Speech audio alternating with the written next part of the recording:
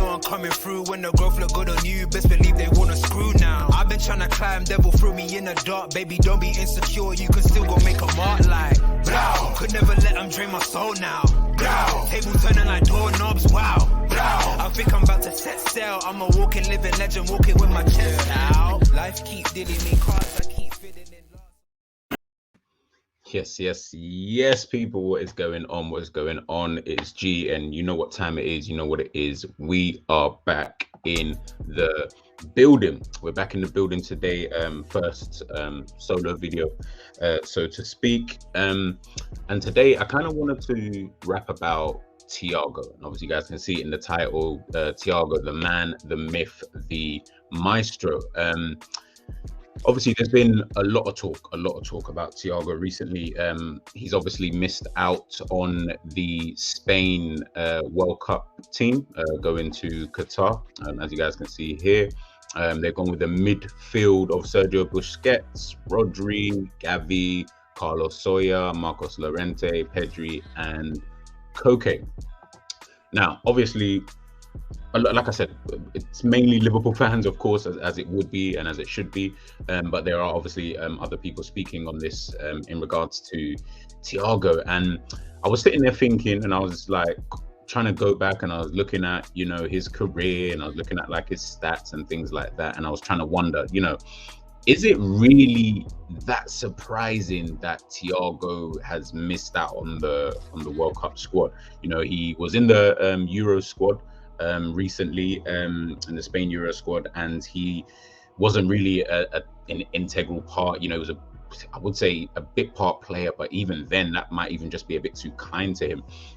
He was rarely used, came off the bench every now and again, and it was only for like the last few minutes that he would come off the bench. And I was sitting there thinking, at that time anyway, I was sitting there thinking, you know, like, man, sitting on the bench. And, you know, during a period of time when I thought, you know, Spain, Luis Enrique, they were looking at a certain style of play and things like that, and I thought maybe Thiago could, you know, be, you know, relatively useful. But then I thought about it again, and I was sitting there and I was thinking, you know what, maybe not. Maybe I don't want to use this word, if I'm being honest, because then it sounds like I'm discrediting Thiago, but overrate a little bit in terms of Liverpool fans and the way that they see Thiago. Now, look, I was one of the first ones, you know, alongside and big up O as well, because O's been a big would I say champion of, you know, Thiago. You know, he spoke about Thiago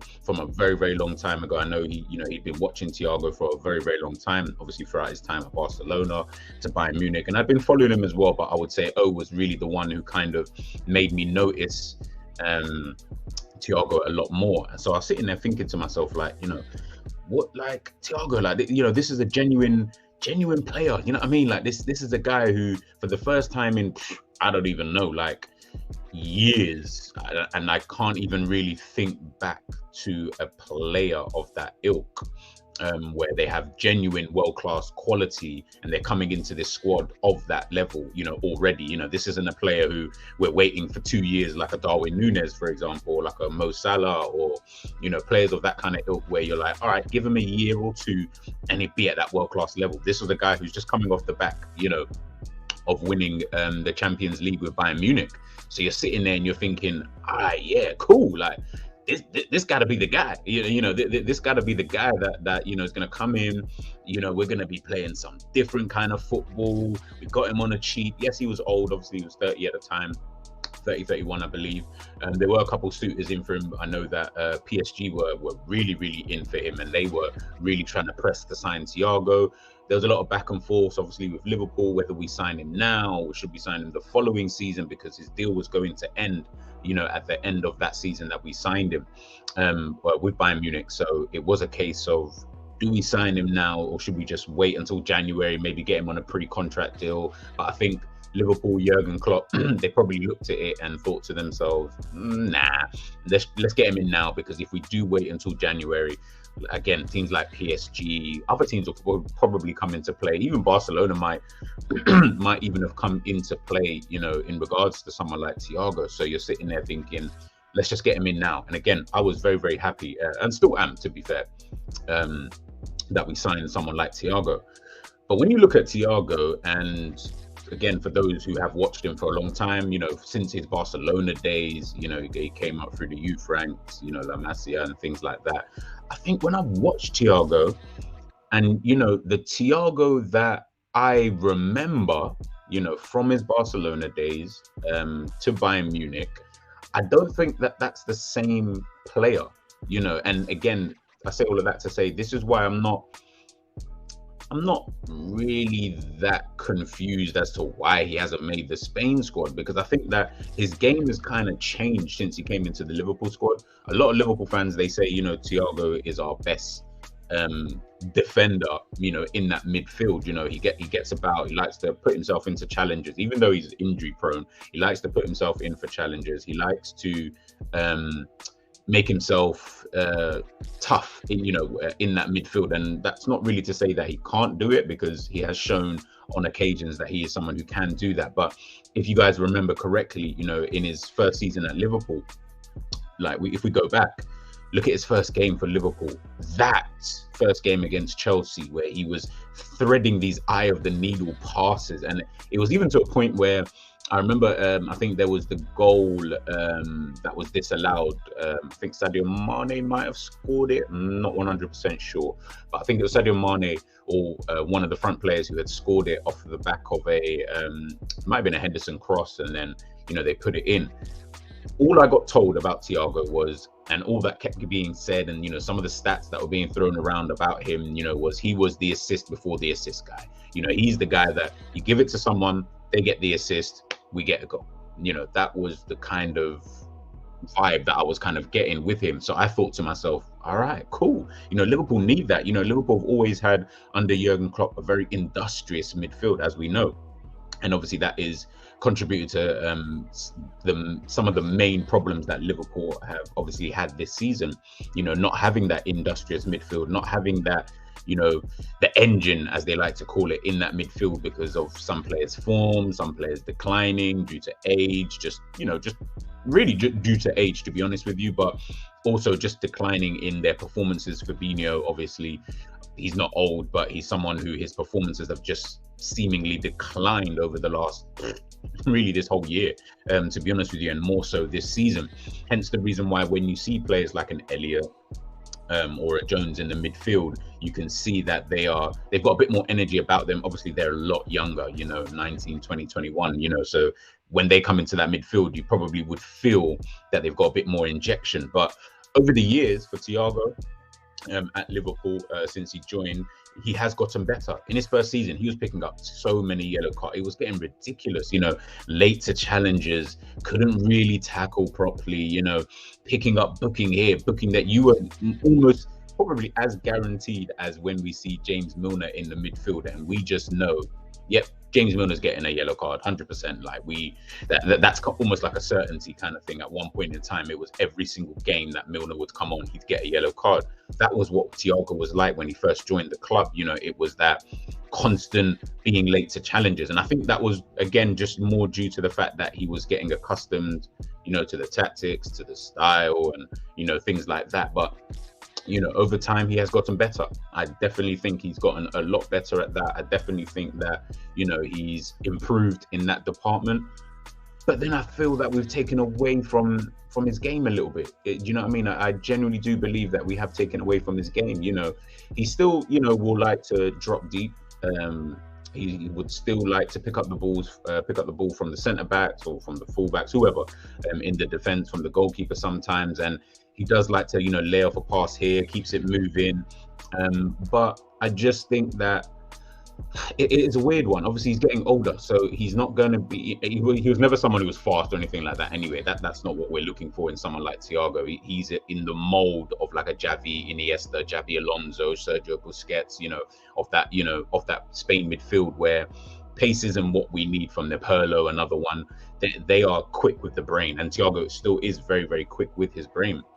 But I just think that we've taken a little bit away from his game, and we've taken away what really makes Thiago tick, and we've gotten him to kind of run around a lot more. He's he said before, one of the, kind of main takeaways from his time at Liverpool is the fact that, Jurgen Klopp has kind of, and the staff have taught him how to run. Me, Jerry and Roms, we make jokes about that all the time, but we make jokes because the reality is this isn't a player that you teach how to run.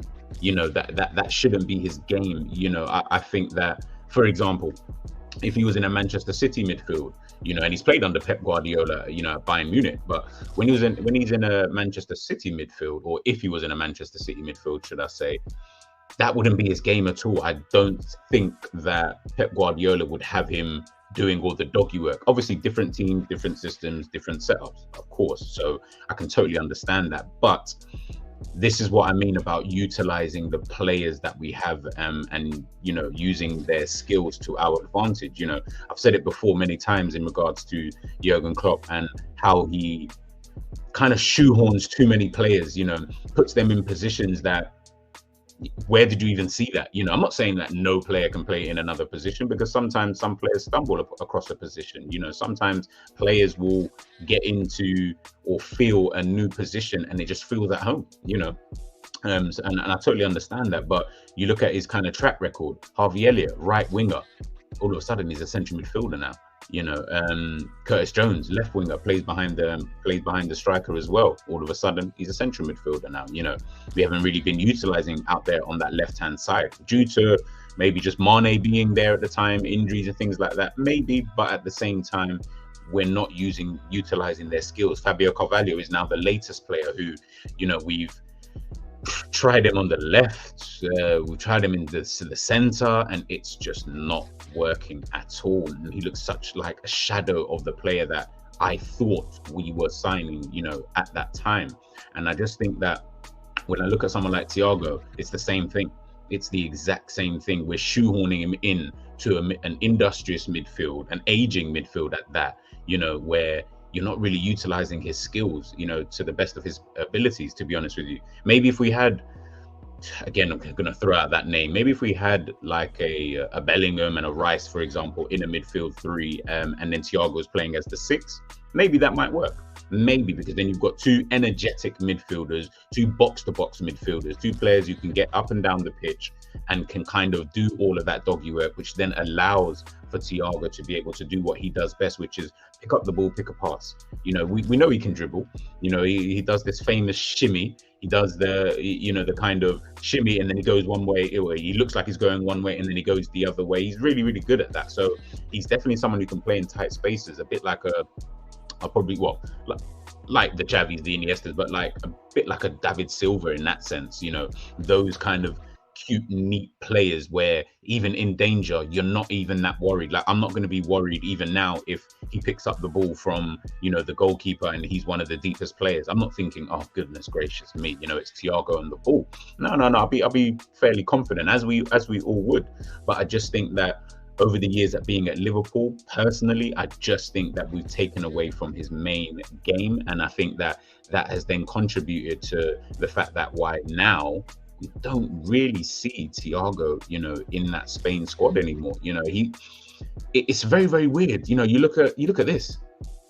This was Thiago under 21 championships. Like, for those who even remember that championship, like, this was a guy that when you saw him in that championship, you were just like, they had the David De Gea's as well. That squad was basically the next squad that was coming through for Spain. That looked like that was the squad that was coming in. They were, and as they did, they came in, won the World Cup, won the Euros, and you just looked at that squad and you just thought, flipping heck. Do you know what I mean? Now, of course, listen, I'm not silly. When you've got this, Busquets, Iniesta, Xavi Alonso, when you've got that kind of a quartet to choose from, and Xavi Alonso probably wasn't even really in the team as much as he probably liked, but when you've got that quartet and mainly your Xavis, Busquets, and Iniestas, when you've got that, of course, man, we're not silly. That's going to be near on impossible to break through. Like, in fact, it is impossible to break through into that kind of team, because that was probably and I still haven't seen one, but probably the best midfield I've ever seen in my 25 years of watching football, easily. And I don't even feel like anyone really even comes close to that kind of midfield. The things that they were doing for Barcelona, the things that they were doing for Spain, mesmeric, absolutely mesmeric. If you had to teach a midfield, if you wanted to play, technical football and stuff like that, and still have your six who can still get in a tackle in Busquets and be able to release the ball when needed, but still be very, very comfortable on the ball. That's what I would teach, a football team. That's what I'll teach kids, is look at the way that they play. Look at the things that they do. Yaya Toure, actually, I saw a video with Yaya Toure and Declan Rice. I don't know how old it is. And they were, Yaya Toure was talking about, Javi, and talking about like his positioning and things like that. And how, when Yaya Toure would receive the ball, behind him would obviously be like maybe, or beside him would be like Xavi. And, when Yaya Toure would look around, I think at first he was along the lines, again, don't take this quote as literal, but I think he was just mentioning about the positions and how you should look up, and I will always be on that side. For example, look before you receive the ball, basically. And I think Xavi is one of those players. Can't remember who else was on the list. There was a list of players who scan all the time. Xavi is always on the look. I think maybe even Frank Lampard might even be on that list as well, quite high up. But Xavi was one of those players who was quite high up on the list, if not top, of players who were always on the scan, always looking before they've even received the ball. So maybe even 5-6 passes before they've even got the ball, they've got a picture in their head. That's something that I feel that every single player, let alone midfielder, should have, but especially in a midfield that always wants the ball and always keeps the ball moving and keeps the ball ticking.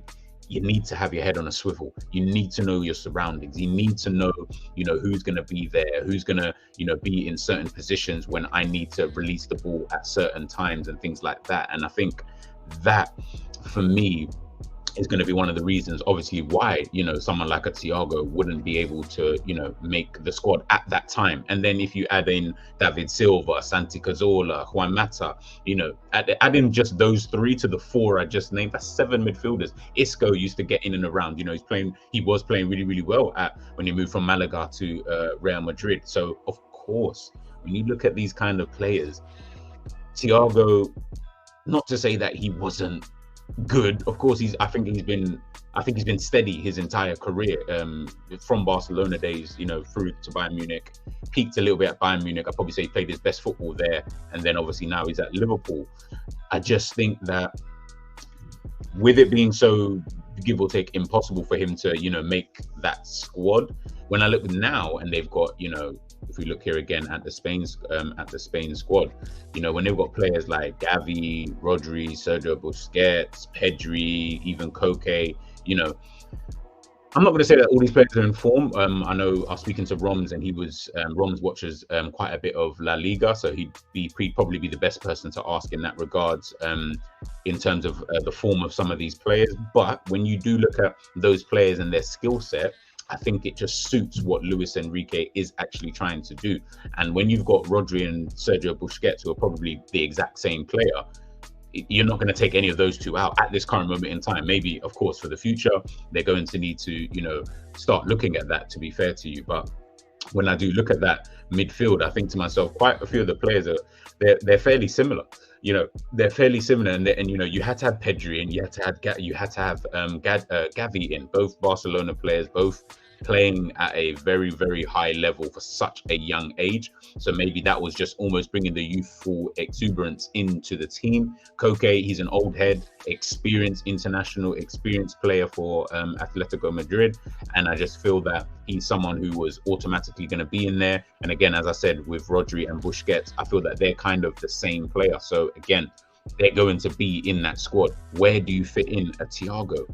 Where does a Thiago kind of fit himself into that squad? What position does he then play? Yes, you could argue, and they have left out Sergio Ramos as well, so it's not to say that Thiago was the only old head that was left out of the squad, but I'm just sitting there thinking, what position would you guys like him to play in that team? Maybe he could come off the bench, but with him being fairly unreliable just due to like his recent injury record, would you realistically rely on someone like that for a look, you only guaranteed 3 games in a World Cup, so if Spain get knocked out, that was kind of useless putting him in there when they could have had someone else who could potentially change games and things like that. And I think, again, like I said, the way that Spain play, it is going to be a lot different.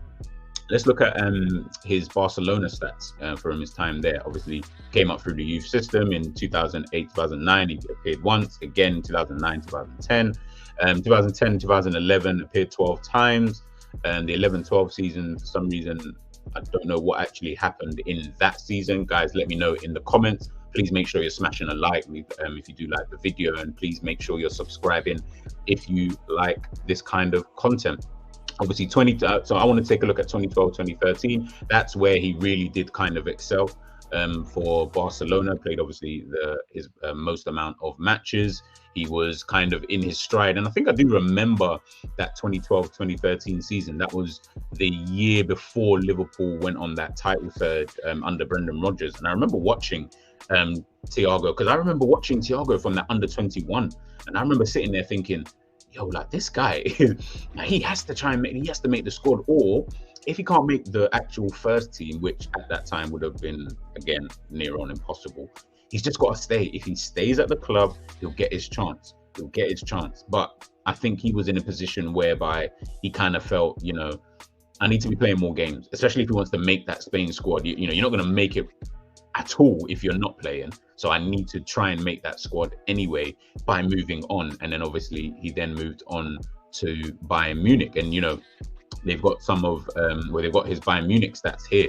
The 13-14 season, 16 games. Following season, I think it was due to injury again, only 15-16, 27, 16-17, 27 games. And if you see here, this is from FOT mobile app. Guys, make sure you check them out. They've got some really, really good statistics on there. This is when they've actually got his player ratings, so they haven't got it from the seasons before. But if you look at his player ratings from the 16-17 season, now, because we don't have the previous seasons, I'm going to go out on a limb and say that was probably his best ever season in terms of his performance levels. But if you do look at that season in comparison to the other seasons that he's had, been a bit of a, peaked in 16-17, 17-18, still very, very decent, but didn't play as many matches. Again, I think that was due to injury. 18-19, again, you look at that, pretty decent. But then 19-20, which is actually funny, because in the 19-20 season, obviously this happened. He ended up winning the Champions League. Finally, he won the Champions League with Bayern Munich. He was an integral part of that team, one of the main players during that season. And if you look here at some of his stats, you'll be able to see that, played 24 games. This is just in the Bundesliga. So again, add on the Champions League games that he played. 24 games. Got goals and got a couple of assists and things like that. But I'm almost lost for words. It's like, he was very good that season. But that season was the season that I started hearing a lot about this assist before the assist. Again, these kind of stats and things always seem to get thrown up when a player has what they would call a breakout season, which is weird, because at that time he would have been fairly, well into his career and an established player in world football. And again, we're not saying that he's rubbish. We're not saying that he's not a fantastic player, because he is a fantastic player. But I just think that season, with winning the Champions League, it highlights it a lot more than it does. But if I look here at, his 16-17 season, if you look at here, again, his in terms of in the Bundesliga, his best ever season, minutes played 2,291, minutes per goal 382. I'm not really looking at that. Chances created 49, accurate passes. Now that was one thing that I looked at and I said that is pretty decent. In fact, that is more than decent, to be honest with you. 2,311 excuse me, accurate passes at a 90% success rate. Shots on target below half, 47%. Successful dribble 71% at 60. Big chances missed was only one. which is quite weird. Tackles won 57, 75%. Accurate crosses. Again, he's not a player who plays out wide, so I don't expect that. Clearances 8, headed clearances 4, interceptions. And again, these are the kind of stats that I was looking at back then, for Thiago, and I was sitting there thinking, okay, this is a neat player. This is a player who he kind of is almost, I don't want to say a complete midfielder, but he is close to being one of those complete midfielders because he can do a job, regardless in that midfield. Yes, he's not the best defensive midfielder, so to speak, but that's not his game. I feel like Thiago's game is a game of dictation. I feel like he's someone who needs to be able to dictate play, almost in that Pirlo kind of position, whereby you don't need to get him doing all of this running around. You don't need to get him doing, all of these kind of things that, he's currently doing now in this, Liverpool midfield, which is just trying to be industrial. But obviously, again, that's because that's the way that Jurgen Klopp and the team want, them to play. Hence the reason why I do mention in regards to Jurgen Klopp and his tactics that, when you haven't got the players to play that kind of way, and as you're seeing it this season, obviously, most notably this season, but I think I've been seeing it for about a season and a half now, in terms of the team and how, and Jerry has obviously alluded to this many, many, many times. Please go over to his channel and check it out. This midfield and the tactics that we want to implement in games is not sustainable for a long period of time. There is going to come a time, unless you're able to constantly refresh that team, there is no way that you can continuously keep playing that way. And I think where Thiago's then had to, in his first season, it was kind of find his feet and things like that, got himself injured against Everton, and that obviously then derailed everything. But then when you look at Thiago now, you could probably say it's weird. He's a lot more comfortable in that midfield, but it's obviously glaringly obvious that he's our best midfield player and that he possesses different kind of qualities to our other midfielders. So that's why I just think that when I do look at him and, look at him here for Spain, he's not going to get that many caps. I think he's only got 46 caps currently for Spain. This is a player who, has been, I think he's been in that Spain international player for about 10 years. That's a long time. And if you've only got 46 caps, for someone that Liverpool fans will say is a fantastic player, and, for someone who is, supposedly or was supposedly one of the top 5 midfielders in world football, would I say that? I mean, Kevin De Bruyne is one of the first. It'll take me a while to actually think of that off the top of my dome. I don't know if I'd put him in the top 5 midfielders. I think he's a very good midfielder. Again, I need to reiterate this because I know when people watch this, I know obviously it's a pre-recording, but I know when people watch this, they're going to think, oh, you're being negative. You're not, you're looking at his negatives. And I'm like, no, not really, because the reality is, if there were positives, he'd be in the Spain squad, and he would have been in that Spain squad for a very, very long time, playing an integral role. Why is it that it seems that throughout Thiago's career, he's always seemed to kind of miss the cut almost? I think he did have a little sustained period in that Spain squad, which kind of coincided with Spain not really being that good after their brilliant team, which is kind of funny. But when you look at Thiago, obviously come through, then he's obviously had to deal with, your Javis, your Iniestas, your Busquets, and your Xabi Alonso. So he was never going to break into that. Then when there probably was a space for him, you've still got Cesc Fabregas, Juan Mata, David Silva, Santi Cazorla. So again, is he going to break into that?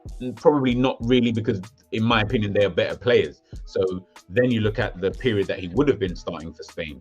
Again, like I said, it kind of coincided. I think that was kind of the period where players like Koke was then starting to come through, and then become an integral part of the team and things like that. But then that then kind of coincided with Spain kind of losing their way a little bit, again, which is ironic, if more than anything. Now he's in a position whereby he's one of the older heads, one of the more experienced players, but he's got players like Gavi, Pedri, Rodri, who are in his way, Marcos Llorente, you know, all these players now, they're coming through and their skill set is probably better served for the Spain team. Again, I'm not 100% in regards to the way that Luis Enrique wants to play, but if he felt he needed a Thiago, he would have brought him. And I think that is unfortunately, in this situation, that is the sad truth. That is the sad truth about Thiago. Hence the reason why I look at it. And if you look back at it, if you look at his career, if you followed his career, if you look at the way that his style of play is, again, he played under Pep Guardiola. So this isn't a guy who hasn't played under elite managers. Pep Guardiola, he's played under, obviously now under Jurgen Klopp, played under Luis Enrique. He's played under some elite level managers. And I just think that where, yes, Jurgen Klopp would probably be the one who's I wouldn't say got the best out of him, because I feel like his best was at Bayern Munich. I feel like that was the best Thiago that I've ever seen.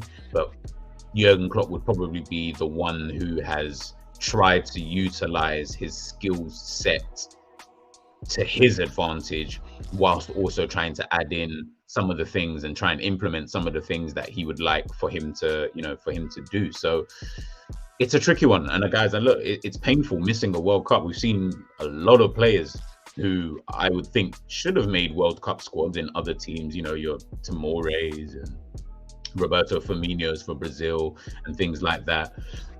Of course, it's gonna rub people up the wrong way. That's just unfortunately one of those kind of things. But at the same time, if you do look back at it, there is a method to the madness, as they say. Hence the reason why I call him the man, the myth, the maestro, because he is all those things. The first one obviously self-explanatory, but the other two, he is that. He is kind of the myth. This player who has all of these qualities, but just doesn't really seem to be able to kind of break into that Spain squad. And he is a maestro. I've seen some of the things that he's done, some of the things and some of the passes, some of the dribbling, and just some of the play from Thiago. You sit there and think, bloody hell.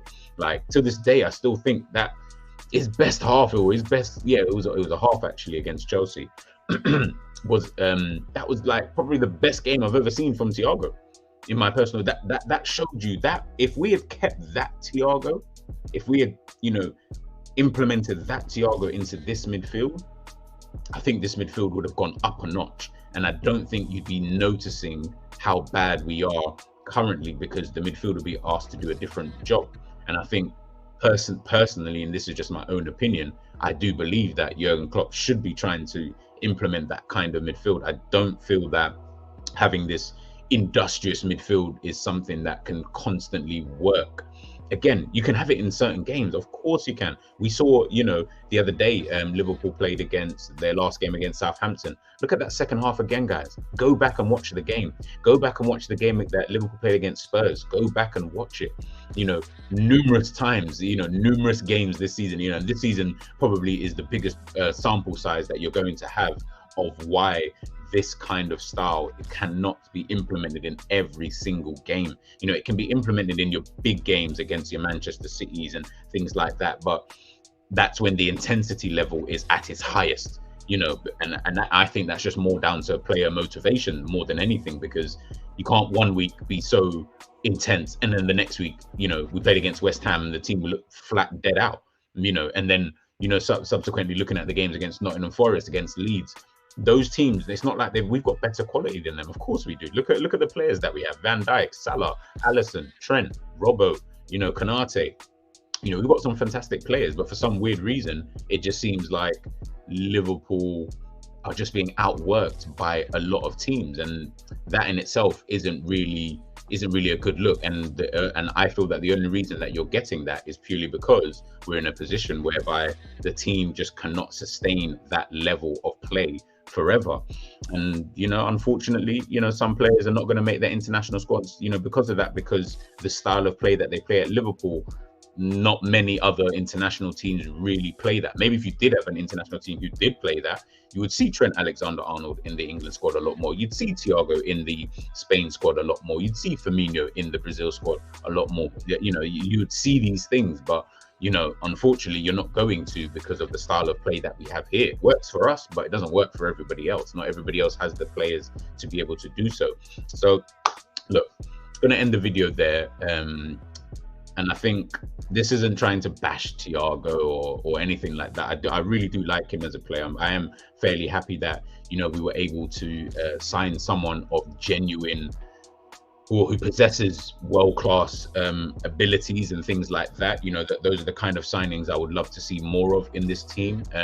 Maybe in the future, I don't know if Thiago's going to extend his deal or anything like that, but I feel to get the best out of Thiago, to stop the injuries and things like that, change the style of play.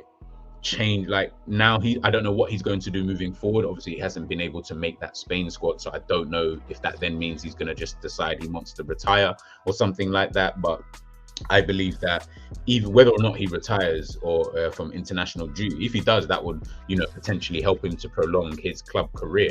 And I think that in order for him to be able to, or for Liverpool to be able to get the absolute best from Thiago, because obviously eventually he's going to get too old, I think we just need to try and implement a whole different style and a whole different kind of more based around technical abilities. You can still have your dogs in there. You know, Manchester City still have Rodri in there. They still have players who, Bernardo Silva, but these are all very technical. Like, Thiago falls into that mold of a Bernardo Silva, so to speak. Obviously can't play out wide, but he falls into that very, very technical, but they've still got that little bit of dog in them. Yeah, do you know what I mean? As people like to say recently, they've still got that in them. So I feel that you can still implement that for Thiago and still get the best out of him, and it can still work to the advantage of Liverpool. But look, guys, hope you enjoyed the video, first solo video. Just wanted to, again, like I said, just have a little rap about Thiago. Stay tuned throughout the World Cup. I'm going to be doing a lot more of these kind of videos. Let me know maybe in the comment section who else you think I should speak about, whether you want me to talk about Firmino, Darwin Núñez, Luis Diaz, or any player, to be honest with you. You know, I'm more than happy to do that. Some more uncomfortable conversations are due to come up. Some more hot takes are going to come up. It's myself, G. We're back in the building. Let's get it.